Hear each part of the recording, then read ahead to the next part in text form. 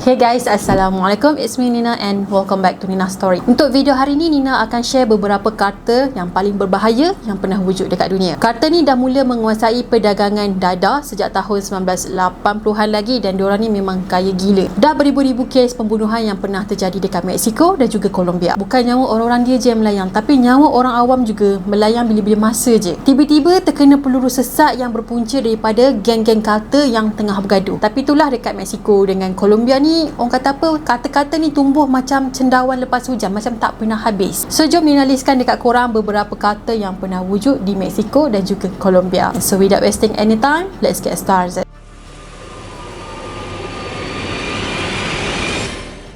Los Zetas adalah kata Mexico yang menggunakan kekerasan dalam bisnes dia. Dia akan buatkan musuh dia tu takut dan akan ikut cakap dia. Contohnya, dia tak guna rasuah macam kata-kata yang lain, tapi dia akan gunakan kekerasan macam tentera untuk merampas kawasan dan takutkan musuh dia. So kumpulan ni ditubuhkan sejak tahun 1997 dan pada masa tu diorang cuma ada 30 orang je. 30 orang tadi tu, diorang punya background pula bukan biasa-biasa, tapi diorang ni datang daripada Special Force Mexico. So tak peliklah kenapa diorang menggunakan kekerasan macam tentera, sebab diorang sendiri pun datang daripada Special Force. Pada tahun 2010 pula, diorang telah menggubal undang-undang diorang dan diorang ni perlu menjadi lebih lagi ganas. So ahli-ahli diorang ni diminta untuk menyiksa musuh diorang, potong kepala dan juga pembunuhan secara beramai-ramai. Disebabkan perbuatan diorang ni dah tak macam manusia lagi, jadi diorang ni memang sangatlah ditakuti dan diorang juga telah berjaya tawan sebanyak 405 wilayah di Mexico. Korang bayangkan diorang punya tahap keganasan tu, sampaikan polis kat sana dah macam useless dah. Pada Ogos tahun yang sama, iaitu tahun 2010,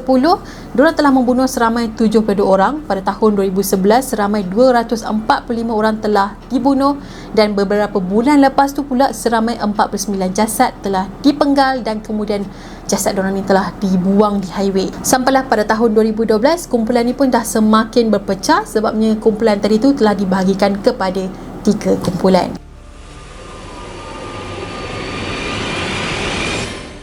Kata yang kedua ni pula base di Sinaloa, iaitu di barat Mexico dan merupakan paling berkuasa di dunia. Asal usul kata ni bermula pada sekitar tahun 1960-an dan berasal dari keluarga petani yang menjual ganja. So kalau siapa yang kenal El Chapo, dia ni adalah salah seorang ketua kepada kumpulan ni lah. Pada akhir tahun 70-an dan 80-an macam tu, El Chapo ni telah bekerjasama dengan kata Pablo Escobar untuk seludup kokain masuk ke Amerika. Jadi diorang akan seludup barang-barang tadi ni melalui terowong rahsia dan diorang akan rasuah sesiapa je. Pada awal tahun 1990-an, El Chapo tadi telah berjaya tawan wilayah Tijuana dan juga Juarez semasa peperangan yang terjadi di antara kerajaan dan juga kata dadah ni lah, memerangi dadah. Kemudian pada tahun 2018, kata ni telah dinobatkan sebagai kumpulan jenayah yang tertinggi di Mexico, walaupun pada masa tu ketua kumpulan dia si El Chapo tu dah pun kena tangkap. Masa tu dia di Amerika, dia kena tangkap dan dibicarakan dekat sana. Disebabkan kumpulan ni dah tak ada ketua yang nak lead diorang ni, so ahli kumpulan dia pun telah berpecah dan membawa haluan masing-masing.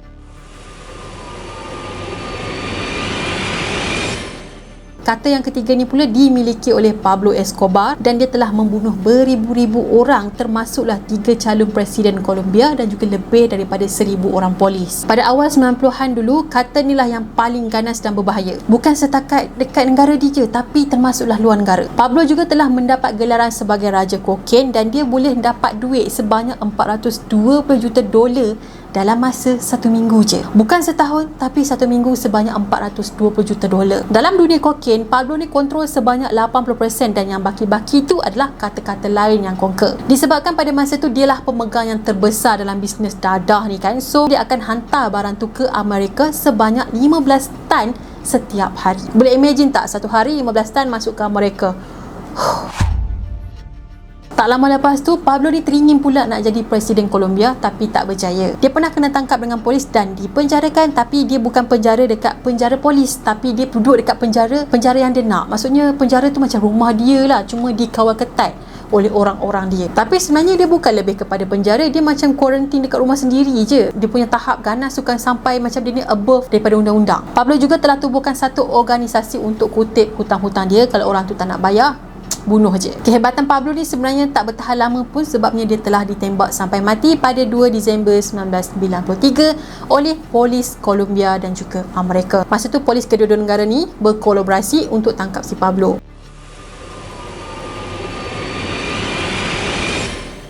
Kata Juarez ni mula ditubuhkan sekitar tahun 1980-an dan diorang ni telah selalu bertantan dadah dari Mexico ke Amerika. Diorang ni bukan je terlibat dalam bisnes dadah tau, tapi diorang ada juga jenayah-jenayah lain yang diorang buat. Contohnya macam pemerdagangan manusia, penculikan dan juga pemerasan. So kata Juarez ni berpusat di Bandar Juarez yang terletak di Chihuahua, utara Mexico. Kata Juarez ni juga telah dinamakan sempena ketua diorang iaitu Vicente Carrillo Fuentes. Yelah kot, tak tahulah macam mana nak sebut dia. Okey, jadi dia Vicente Carrillo Fuentes Organization. Pada tahun 2018, kata ni telah membunuh lebih daripada 1,200 orang sebabnya diorang ni tengah berebut kawasan di sempadan Mexico dan juga Amerika. Bangsa-bangsa diorang ni bukan orang dewasa je tau, tapi melibatkan beberapa orang kanak-kanak. Ada juga kanak-kanak yang terkorban. Even sampai sekarang, kata Juarez ni masih lagi wujud dan berkuasa di kawasan sempadan Mexico, Amerika.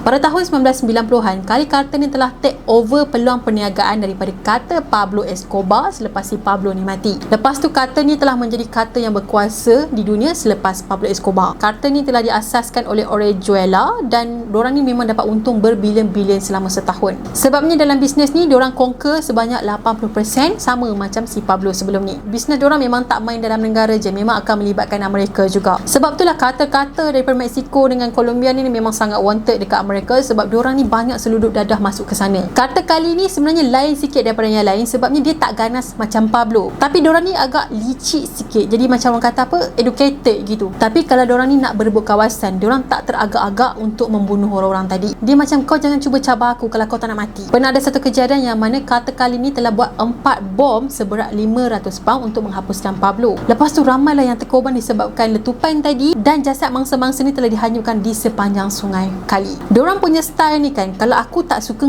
kau akan mati dan aku akan buang jasad kau ni ke dalam sungai. Dari tahun 1988 hinggalah 1991, seramai 219 orang telah dibunuh oleh kata ni dan jasad diorang ni semuanya kena buang dekat dalam sungai. Jadi kalau ada orang tiba-tiba terjumpa orang yang dah mati macam kena bunuh tu, terjumpa dekat dalam sungai, tak ada kerja lain iaitu kata sekali. Sebab diorang punya modus operandi tu sama je. Sampailah pada tahun 2014, selepas ketua diorang ni telah didakwa, kerajaan Amerika telah mengisytiharkan yang kata kali ni tidak lagi berbahaya untuk kedua-dua negara. Cuba korang bayangkan, korang tinggal dekat Mexico, negara yang penuh dengan kata-kata yang jahat macam ni. Kita kat Malaysia ni, kalau kita terjumpa orang yang tengah high sebab ambil dadah pun kita dah rasa takut nak tengok dia kan. Apatah lagi negara tu penuh dengan benda-benda macam tu. Nak bagi jaminan kepada diri kita untuk selamat 100% tu pun macam tak yakin je. Sebab macam tiba-tiba je nyawa kita boleh melayang disebabkan geng-geng perangai mafia ni. Lepas tu diorang punya kata-kata ni macam apa, cendawan lepas hujan. Macam sentiasa ada. Habis yang satu lagi naik. Habis yang satu ni, satu lagi naik. Macam tak ada kesudahan. Jadi guys, Nina rasa itu sajalah perkongsian Nina untuk hari ni tentang kata-kata dadah yang pernah wujud, yang paling ganas, yang pernah ada di dunia ni. Terutamanya datang daripada Mexico dan juga Colombia. So Nina harap korang sukalah dengan cerita yang Nina kongsikan sebentar tadi. Kepada korang yang belum lagi subscribe channel Nina, korang boleh subscribe di bawah dan turn on notification sekali. Kepada korang yang dah lama subscribe channel Nina, Nina ucapkan terima kasih dan jangan lupa untuk like dan share sekali video ni. Dan ya, itu sajalah untuk hari ni. Kita akan jumpa lagi in next video. Bye bye. Assalamualaikum.